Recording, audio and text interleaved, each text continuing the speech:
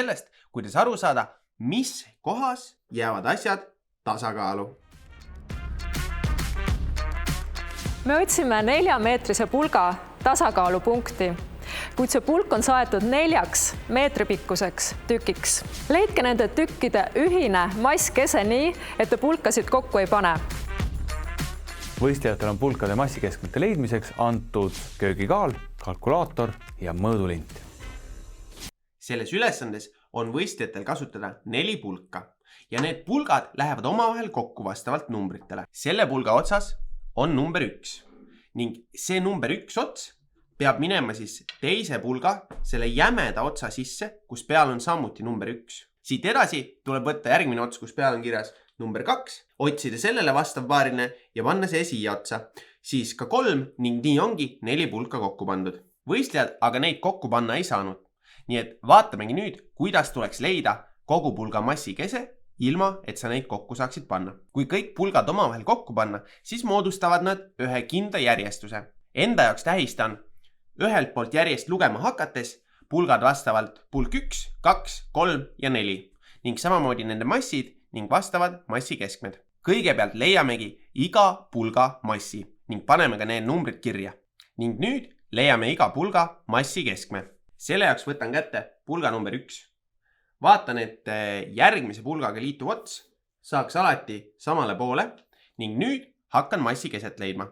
Kuidas seda teha? Üks hea käepärane viis selleks on toetada pulk enda 2 käe peale ning nüüd hakata vaikselt käsi omavahel rohkem kokku liigutama. Vahepeal liigub üks käsi paremini, siis liigub jälle teine käsi paremini, kuni lõpuks saavad nad kokku täpselt selles kohas, kus jääb pulk tasakaalu. Siin on meie pulga massikese. Seda saame testida, kui proovimegi lihtsalt siit kohast selle pulga tasakaalustada. Ning nüüd mõõdame ära, kui mitme sentimeetri kaugusel see pulga otsast asub. Ja oluline on, et kui mõõdame selle pulga massikeskme asukoha ühest pulga otsast, siis ka pärast teame, kumbalt poolt selle mõõdu võtsime. Mina katsun mõõta iga pulga massikeskme selle otsa suhtes, mis läheb järgmise pulga sisse. Nii et mõõdangi nüüd siit, siia vahemaa ja panen selle kirja. Saan selle massikeskme kauguseks umbes täpselt 52,5 sentimeetrit. Tähistan selle mõõdu L1-ga. Andmed kirjas, teeme nüüd ka selgitava joonise. Joonisele märgime järjest 4 pulka ning iga ühele neile mõjuva raskusjõu. Selleks, et keha püsiks tasakaalus, peab olema rahuldatud esiteks jõudude tasakaalu tingimus. Praegu on meil alla suunas jõud. M1 korda G, M2 korda G, M3 korda G ja M4 korda G. Sellises olukorras, kui pulgale mõjuvad kõik jõud ainult ühes suunas, hakkaks see pulk kiirenema alla ja kui me ta käte vahelt lahti laseksime, siis nii ka juhtuks. Küll aga asetame pulga tasakaalu kontrollimiseks lõpuks ühe toe peale ning see tugi on praegu veel jooniselt puudu, kus juures see tugi avaldab ka pulgale ülespoole suunatud jõudu. Nimetame seda toe reaktsiooniks. Märgin praegu selle toe suvalisse kohta joonisel ning pärast vaatame, kus oleks tema õige koht.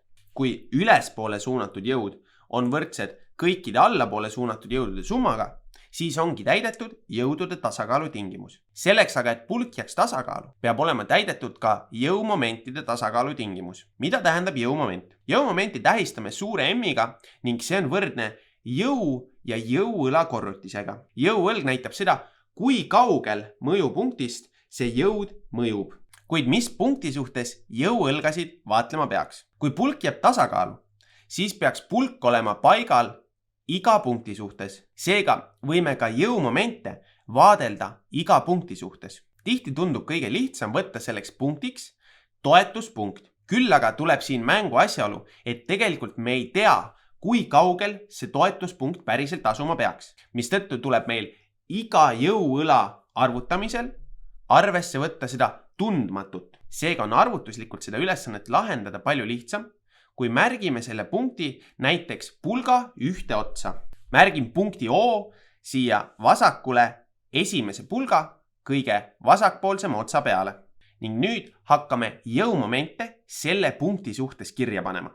Kuna iga pulga pikkus on 1 meeter, siis saame jõuõla panna kirja vastavalt massikeskme kaugusele ja pulga pikkusele. Esimese pulga puhul on selleks 1 meeter miinus L1. Miks otsustasin mina mõõta massi keskmeid pulga tagumisest otsast, mitte sellest otsast, kuhu eelmine pulk sisse läheb? See on sellepärast, et meil on siin selline jämedam kõri ja teises otsas seda ei ole, nii et teisest otsast saame alati kindlasti pulga lõpust väga lihtsalt mõõta. Siit peame ka arvestama, et kust maalt justkui päriselt see pulk algab. Ja see on väga hea küsimus. Kui võtame ühe grilltiku ja torkame ta siia sisse ning mõõdame ära, kui sügavale see läks, siis näeme, et see läks siit sisse täpselt 10 sentimeetrit ning ka teiselt poolt on selle kõri pikkus täpselt 10 sentimeetrit. Mis tähendab, et 10 sentimeetrit katab veel selle pulga otsa ning teine 10 sentimeetrit jääb üle, et katta siis järgmise pulga otsa, mis siia sisse läheb. Kas peaksime seda pikkust kuidagi võtma arvesse enda massiarvutustel? Kindlasti võib kuidagi seda arvesse võtta ja ajada matemaatika keerulisemaks, kuid minu soovitus on sellele mitte tähelepanu pöörata. Kõik jõud ja jõumomendid rakendame me enda füüsikalises lihtsustuses alati siia massi keskmesse. Ning oluline on, et me teame, kui kaugel asub see massi kese meid huvitavast punktist. See, kas siin otsas on veel midagi, mis läheb pikemaks või võib-olla oleks siin veel üks ristipulk või allapulk, sellel ei ole vahet.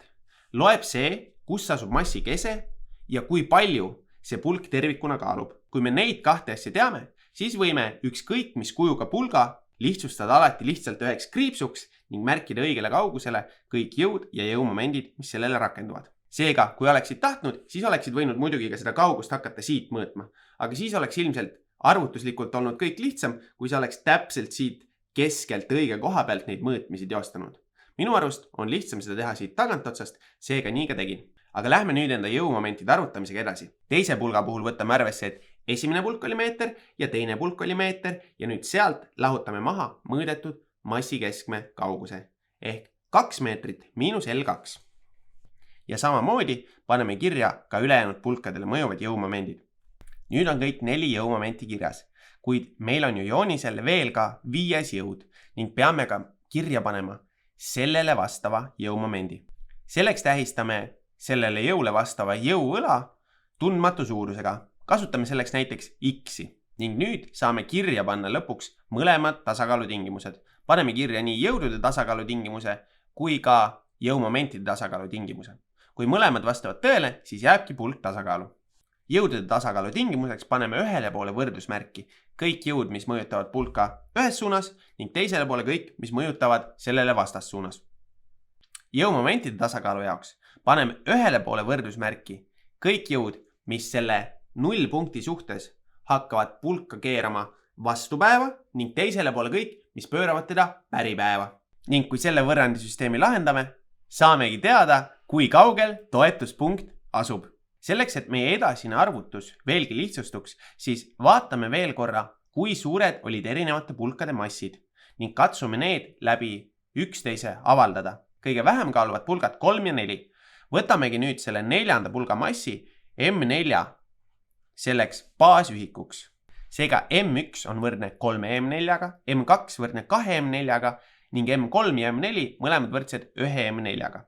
Kasutame ka nüüd neid asendusi enda järgnevates arvutustes ning vaatame, kuhu jõuame.